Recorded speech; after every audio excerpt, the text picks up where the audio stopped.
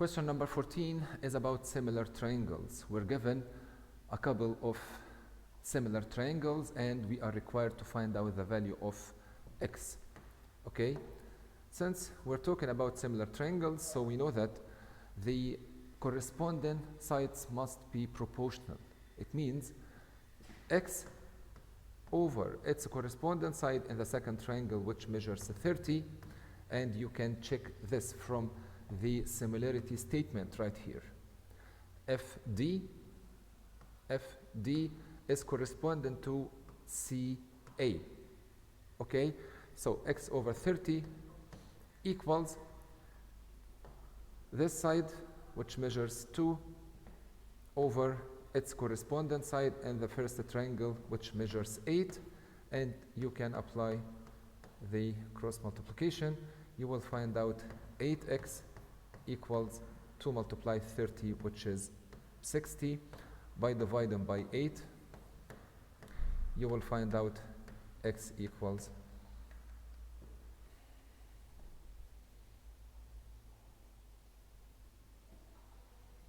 7.5. Okay, so guys, once we have similar triangles, you need to think about the proportional relationship between the corresponding sides and how to find out the missing side. Okay, let's go further. Here we have the same idea. Also here we're talking about two similar triangles, and how could we know that the two triangles are similar? Okay, we can prove the two triangles are similar because in these two triangles, okay, we have one common angle. This angle actually is common between these two triangles, and the triangles that I'm talking about is that one, the bigger one. And let me put the given information, ft, and the length of this side equals 10 plus x, or x plus 10. Okay, and the second triangle, which is in green, is the smaller triangle, and this side where the man is standing measures 6 feet, and that one, which is the shadow, the length of the shadow of this man, which is 10 feet. Okay, we were talking about a common angle. This angle is common in the two triangles, and this angle in the bigger triangle measures 90 degrees, and that one also measures 90 degrees. So we have two congruent triangles, and these we have two congruent angles in these two triangles, so the third angle must be congruent to the third angle right here. So the two triangles actually are similar, and since they are similar, then their corresponding sides must be proportional. So in order to find out the value of x, which is the required to be found, you need to apply the relationship, the similar triangles, or the proportional relationship. This side in the bigger triangle, which measures 35, over its corresponding side in the smaller triangle, which measures 6, equals this side, which is x plus 10, over its corresponding side, which is x. And now we can apply the cross multiplication.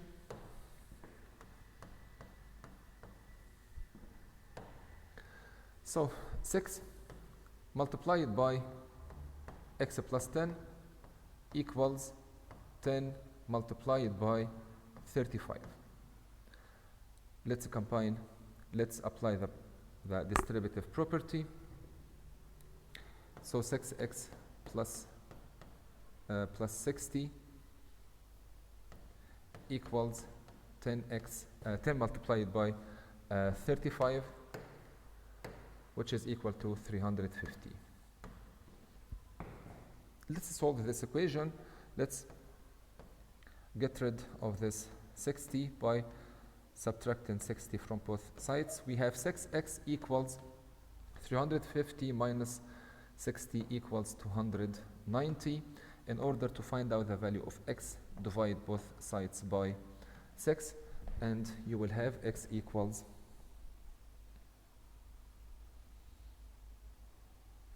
48 point, and the answer should be in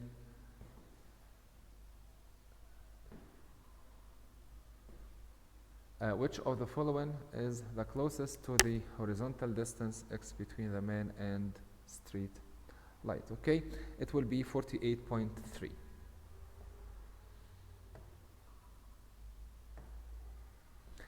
Actually, this question was a multiple choice question, but I eliminated these choices, and you were required to find out the value of x without any choices. So the value of x equals 48.3 feet.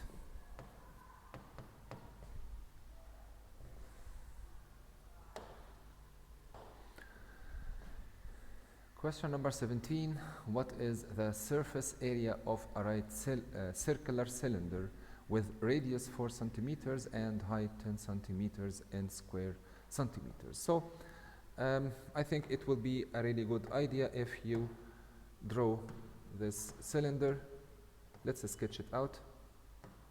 Okay, and let's plot the given information. We have the radius equals 4, so r equals 4, and the height is given, and the height equals 10. Okay, so let's write down the formula to find out the surface area of the cylinder. Surface area simply equals to base area plus circumference of the base multiplied by height. Okay, so what is the base area of this cylinder? The base is a circle, and you can find out the required by applying this. The base area of the circle simply equals by r squared, and r here is 4, okay, plus the circumference of the circle equals 2 by r, which is 4, multiplied by the height, which is 10. And then let's simplify these expressions. 2 multiplied by 16 by plus 2 multiplied 4 equals 8, multiplied by 10 equals 80, and equals 80 by equals 32 by plus 80 by, and that equal to 112 by, and the unit is centimeters, so it will be centimeter squared. This is the required.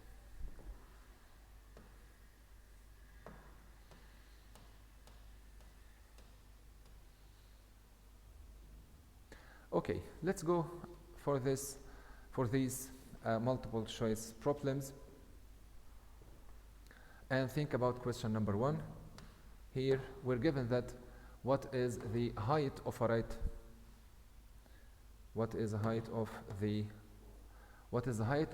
right cylinder with radius 5 inches and volume of 150 by inch cubed. So once we're given the volume, it will be really good to write down the formula of the volume of the cylinder.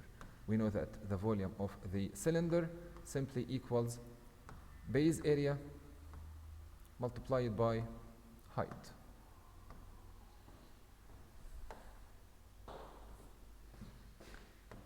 Volume is given, which is 150 by, okay, and the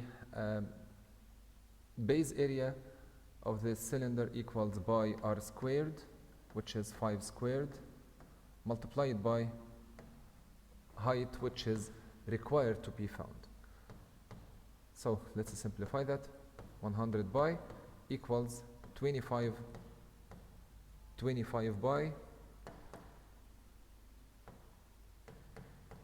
times height. So height equals 150 by divided by 25 by, and by cancel out by, 150 divided by 25 simply equals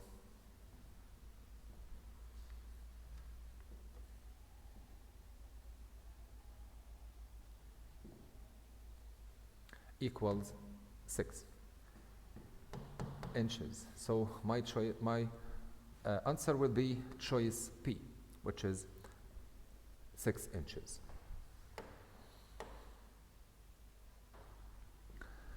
Okay guys, let's move to the question number 3, and question number 2 has been cancelled. Okay, so you're not required to solve this question since we don't have yet studied the lesson about the volume of the cone. So question 2 has been cancelled. Let's go to the question number 3 and think about this question. A cube and rectangular prism have the same surface area. If the dimensions of the rectangular prism are just like given, how long is each side of the cube? So we have two different solids. We have a rectangular prism and we have a cube, and these two solids have the same surface area, and the required is to find out the length of each side of the cube. So the given information are related actually to the rectangular prism. So first of all, you need to find out the surface area of the rectangular prism, and then find out the length of each side of the cube. Let's go first and solve for the surface area of the rectangular prism. We know that the surface area of any prism equals to base area plus the circumference of the perimeter of the base multiplied by height. Okay, so we're talking about the rectangular prism. So 2 multiplied by the base area of the rectangular prism equals length times width. Length is given here and length equals 10 times width, and the width is 18, okay, plus the perimeter of the base of the rectangular prism equals 2 multiplied by length plus width, which is 18 plus 10, all that multiplied by the height, which is 9. Okay, let's calculate this expression, numerical expression. 2 multiplied by 180 plus 2 multiplied by length plus width equals multiplied by 9 equals 405. So this 360 plus 405 gives us the surface area of the rectangular prism, which is 864 feet squared. Okay, since we have the surface area of the rectangular prism, this is also the surface area of the cube. Okay, so here the second step is to find out the length of each side of the cube if the surface area of the cube is 864. 864 simply equals the surface area of the cube can be given by the relationship to base area plus the perimeter of the base times height. Let's imagine this cube, and the cube actually has congruent sides, since the cube is made from 6 identical squares. So let's imagine that the length of one side is x of the cube. So this side measures x and that one x, and the height also will be x. So let's find out the base area. Base area simply equals 6 multiplied by, x multiplied by x, which is x squared. So base area equals x squared plus the perimeter of the base equals 4 multiplied by x, and the height of the cube also equals x. So since we have this 2 multiplied the base area, 2x squared plus 4x multiplied by x equals 4x squared, and by combining them you will have 6x squared, and that equal to the surface area, which is 864. In order to find out the value of x, let's divide both sides by 6.